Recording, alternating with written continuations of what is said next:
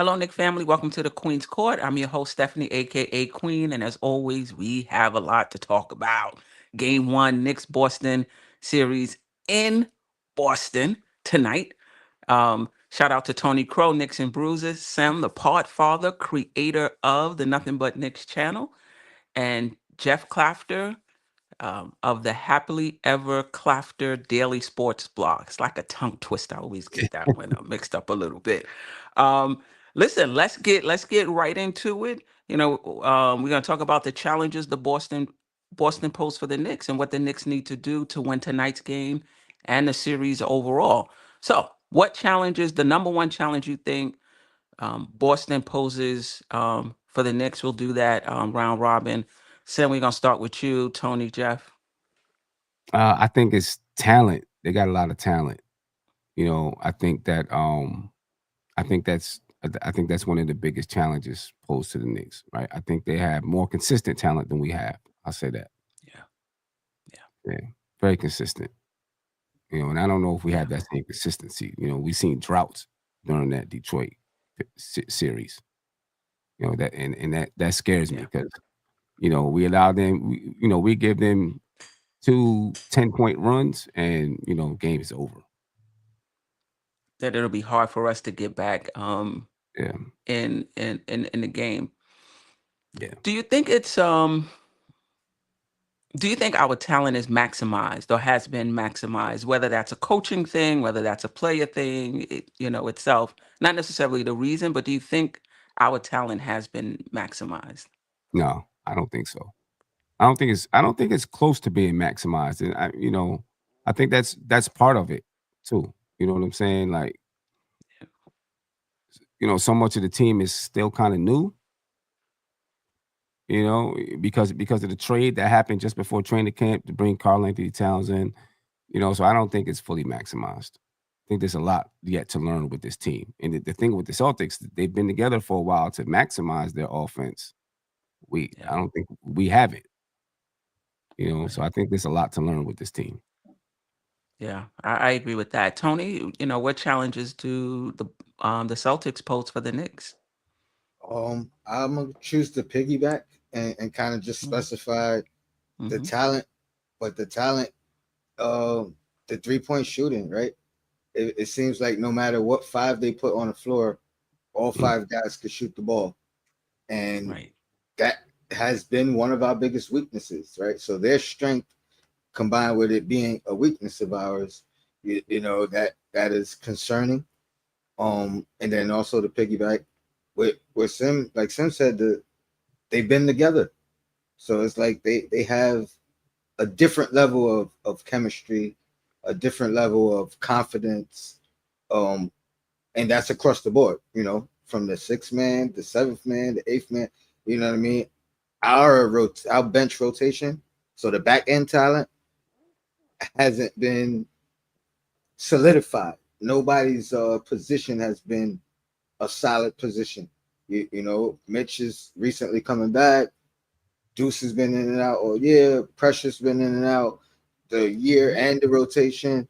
Shamit in and out the year and the rotation. So it's like there's really been no consistency, even for the season being a new season for the second unit, or you know what I mean, at all. And then the first unit is really just learning each other for the first time. So that all combined, yeah, I agree. Yeah, yeah, I agree. I do think there's a talent gap, but I think both of you also pointing to a chemistry gap too. Just in terms of them kind of being together and um, you know, I think before the season started, we looked at the Knicks on paper and we was like, yo, we just as talented as Boston. But once things get rolling and it's really about how you maximizing that talent and how that chemistry and how that fit, we kind of see some of the challenges. Jeff, what do you see as, what are the problems? One of the challenges Boston poses for us, and then we'll get into the Knicks and what they can do. Well, just a couple of things. First of all, Tony's exactly right. I mean, Boston shoots 48 threes a game and they Mhm. connect on about 37%, which I mean that volume is ridiculous and the shooting percentage is equally ridiculous. And so that poses a problem, but I'm actually going to go on the other side of the floor. I actually think it's their defensive versatility that presents the most problems for the Knicks because I one of the things that makes our offense so successful is our ability to draw two to the ball. And Boston's so good positionally on defense, they don't really have to double team any of our players. And that includes Jalen Brunson. So I think that creates a lot of difficulties for the Knicks and having to be more imaginative and in terms of how they run their offense because all five of those Boston starters are big and strong. They have length. They can switch on the pick and roll and not really lose anything. They can ghost Josh Hart as they've done all season, and that makes it even more difficult for Towns and Brunson to get going. And so, to me, the biggest challenge is going to be the defensive versatility. How do we attack that defense smartly and in a way that's going to get us quality opportunities to score? Yeah, I mean, I think I'm gonna say what all three of you are saying, just in a different way. They have five players that can stretch the floor. So when they have their center, in this case Porzingis, at the top of the key. Not that Towns is more of a rim protector, but he has size. He's out the key. When you put Mitchell Robinson in for Towns, now Towns is out the key, right? So you're not getting that rim protection that you need. You put Towns, you play the double big, and you put Towns on Porzingis, and you put Mitch closer to the basket. Now he's playing a four, and you hope they don't have Tatum in the game, right? Because now he's matched up, with Tatum, unless they can hide him on somebody else. So I think that's just a roundabout way of just saying that because they are talented both offensively and defensively, it does pose a challenge. Um, it does pose a challenge for the Knicks. Um, what can the Knicks do to give themselves the best chance to win this game and to win this series? Sam, we'll start with you, then Jeff, and then Tony. I think they got to come with edge, aggressiveness, intensity, right? And they got to be able to play like that for 48 minutes against this team. Yeah. They got to be sharp and they got to be focused because any lull that the Knicks Mm. have, any drought, the Celtics can take advantage of it. You know what I mean? Obviously, the offensive, they gotta be able to, they gotta score. They gotta score the basketball. But I think if they lose intensity for just a second, just a couple of minutes, the Celtics can go on a run that quick. Yeah. And so I think they've got to be on point and focused because I think when the Knicks are focused and on point, they could play really good basketball. So I think they've got to Yeah. be focused and on point for 48 minutes against this team. I agree with you. The margins of error are very slim. Yeah, Jeff? I think we need to get big production out of Deuce McBride on both sides of the court. I Mhm. agree. If he's 16-minute Deuce who's shooting 26% from three, I don't see us having any success in the series. But if he can get back to his season average of 36, 37%, be the floor spacer and shoot the ball and shooting the ball at a good percentage and also defending well, not letting the Dennis Schroeder's of the world blow by you in an instant, but play that solid defense that we're he's known for. I think that's going to help us out a lot because also when he's able to do that, he creates space for Towns and Brunson when he does that. And so that gives our lineup a lot more versatility and it helps us out quite a bit. So I'm going to go with really having a good series from McBride and have him be like the solid sixth man that we saw so much throughout the season, but was completely absent in the Detroit series. Yeah, and even when he's not shooting well, he does provide spacing, but we need both, I think. We need spacing and points. It's good that he creates spacing and it makes it easier for his teammates. It's not a lot to ask for spacing and some counting stats, right? And we do need that for Deuce because I think points are going to be at a premium in this series. Tony? You're muted, Tone. I'll say not just Deuce McBride or not Deuce McBride specifically, but bench production, right? Can Mm, we get double Mitch? That yeah. was nice. I think that would be more effective in this series. It would be more Hmm. impactful in this series than it was the one game we got it in Detroit. You know what I mean? Right. Is is Shamit gonna play? Can he hit that three ball off the bench and be productive? Can we get game one first round campaign Right. um and Facts. like so it does. I don't care who it comes from, but bench production, I think that's where the largest gap in talent comes from between the two teams. And then if we could take the Detroit Pistons approach that they took on us and test the refs, Mm, how far are they going to let us go with the Mhm. physicality? We're going to hmm. take it right up to that line until we know, all right, this is the line. You know what I mean? But test the refs and see how much of the physicality they're going to allow. Because I think for us, that will be a little bit more natural, or Right. if not natural, you know, we had to go through it and build on that last series. So let's take that with us against them, and so those would be my two key areas. You know, we need the bench production because, like I said, that the gap is really in the second unit. It's not in the first unit. I think we could match up production wise, first unit Mm, for first unit. yeah. you know, if let's see if Tibbs is has reset. That's the new word for the Knicks, reset. Let's see after this series has he reset and he's open to giving Shamit because he went from like I don't know 7 minutes to like 43 seconds and then he was out the series. So I don't know if the door is open for him to get back in here, get back in and play, but if we can get a boost for Shamit or McBride or Cam or you know, um, Mitch, yeah, it will definitely help. I think for me, the Knicks' path to winning this series, I think Bridges and OG, and we talked about this on your show, Tony. They have to be two-way stars. I get it defensively. If they do a good job on on Jalen Brown and Tatum, that's going to be great.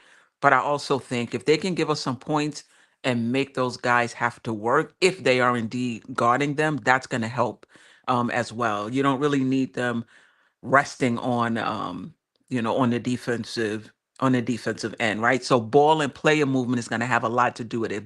If Jalen is nursing the ball and dribbling, they can rest pretty much, right? So I need Bridges and OG to be two-way stars, and I need Towns to pay for putting a small on him. To make them pay for doing that, and the Knicks to kind of go to that over and over again. And maybe, I mean, teams have kind of been living with single coverage on Cat, even if he is successful. They've been kind of living with it. But just maybe he'll have one of those games where they like, you know what, we're gonna have to come out of this, and we're gonna have to put a big on him and then we can move Cat out to the 3 point line and have some more space. We'll see. Who's your X factor in here before we get into who's going to win tonight's game? Mine is Tony Duke. Oh, or Sam? Who it doesn't matter. Go ahead. I'll go last. mine is Deuce. Like Jeff was saying, Deuce needs. We need to have a Deuce sighting. You know, they got a bench that's going to be pretty much consistent. With Pritchard and Sam Hauser. We need to get something from the bench. I think Deuce is an X factor. If Deuce can come in and give us 12 to 14 points, Whew. shoot like he was shooting a three during the regular season, I think that gives us a huge lift. Uh, it allows maybe a few extra minutes for Brunson or Josh Hart or Bridges, to get a little bit of rest. I don't know if that, Bridges, maybe not Bridges, because he's probably going to match up with either Brown or Jason Tatum. So whenever they're in, he's in. Whenever they're out, he's out. But I think Deuce is a big X factor. We Yeah, can I would get to agree with that. that. I'm gonna Yeah. go with Josh Hart. And the reason I say Josh Hart is I think there's a lot of pressure on him because he's the guy that they're going to leave open. He's going to be Yeah. the guy that has to make decisions.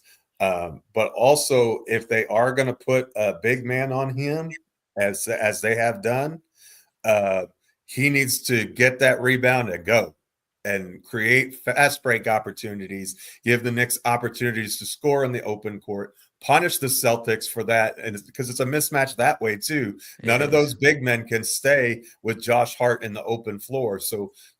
But not only does he have to get in the open floor, but then he's got to make good decisions. He can't, get into the jump in the air with nowhere to pass it, and then you throw it out of bounds. It's got to be good decision making, smart decision making. Take the shots when they're wide open and punish the Celtics. You have to be willing to shoot. Like he's got to take shots when they're there. And I think he's the key to the series. If he can have a really good series and work with Karl Anthony Towns, get Towns more shots because we're running pick and roll on with him. I think Towns has to have 18 shots a game at a minimum, in my opinion. But Hart is going to be a big key and a big part of that. And so I think if we have a big Josh Hart game and a big Josh Hart series, I think that bodes well for the Knicks. If he's back of a milk carton Josh, we're probably in trouble. Okay. All right. Tone.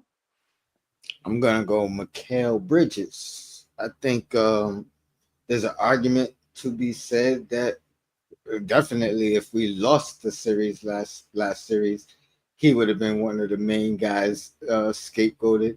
I think he had big moments, but not big games, or not a great series per se. You know what I mean? He definitely helped us win the series. Shout out to the tip in, shout Mm-hmm. out to some stops down the stretch. But these are more moments. I think similar to what you were saying earlier about him and OG having the two-way impact. I put that more so on Mikal, just for the simple fact I think OG has the tougher assignment defensively, and he's already shown a larger sample size of an offensive impact for this team than Mikal has. So if Mikal could have an offensive series, you know what I mean? I think that's game changing for sure. Because I think the defense is going to be what it is regardless, similar to OG. But offensive explosion, that becomes a difference maker. Yeah, for sure. I don't know if one of your best players can be an X factor, but I'm going with Towns. If Towns is the player that we know he can be, and he plays like that in this series, he changes everything. All right, 3 minutes. Who wins tonight? Who wins the series? And then and how many games? Sim. I'm taking the Knicks tonight. Okay. I feel like the Knicks are focused. I think the Detroit Pistons series really like made them sharper. But I'm looking for another word besides woke them up. I don't know what other word to use, but like really made them pay attention. You know what I'm saying? So I think, and a lot of people will say the Celtics having more rest maybe benefited them, and maybe it helped them to get healthy and clean up some injuries here or there. But I think the Knicks are coming in like maybe sharper. They might be coming in sharper with a little bit more of an edge. They haven't beat the Celtics this year. Everyone's picking the Celtics to win. I think the Knicks are going to come out with a lot of fire and pull this one Yeah. out. Yep. For sure. Who we Tony, going with? doesn't matter. I'm going with. I think the Knicks have to win tonight to win the series. So I think I'm going Knicks. We already lost three in a row. You know what I mean? Or pardon me, all four this year, and we don't want to start the series with having beat them all year and five in a row this year. You know what I mean? We need something change the narrative right off the jump, right? Make yourself believe right off the jump. Make the Celtics question right off the jump. I think if we take tonight, we win the series. I think we take tonight. Ooh, I like it. I like it. Yeah. I didn't. I'm not ready to say Yeah. about the series. You're not ready? Okay, it's I okay. think I'm going game by game. I'm going game by game. Well, I think Boston's going to win tonight, and I think they're going to win the series in 5 games. I don't think it's going to be a blowout like it was during the regular season, but I think that the Boston team poses more questions than the Knicks have answers. And I think that they really just have to almost be perfect and have everything go right to win. And I think they can do that once, maybe twice, but to do it sustained over the course of a 7-game series, I think is a tall ask. And I haven't seen anything in this matchup that says, New York can just flip a switch and all of a sudden reverse everything. Not that it's not possible, but I'm also hoping for a little bit of reverse psychology. You know how I'm wrong on my picks all the time. So maybe if I keep picking Boston, that may be the key to the Knicks winning the series. So that's what I'm going to go with. Celtics in 5 and hope that I'm wrong. Wow. I got the Knicks winning tonight. I do have the Celtics winning in 6, but I would not be surprised if the Knicks force a game 7. I'm with Sam. I think the Knicks grew up in that Detroit series, and I'm glad they were our first round matchup, and we're gonna see the fruits of that series in this series against Boston. All right, 7 o'clock game. Sim, Tony, Jeff. Shout out to the chat. Nick Nation, we're gonna get one tonight in Boston. Let's get it. All right. Till next time, family.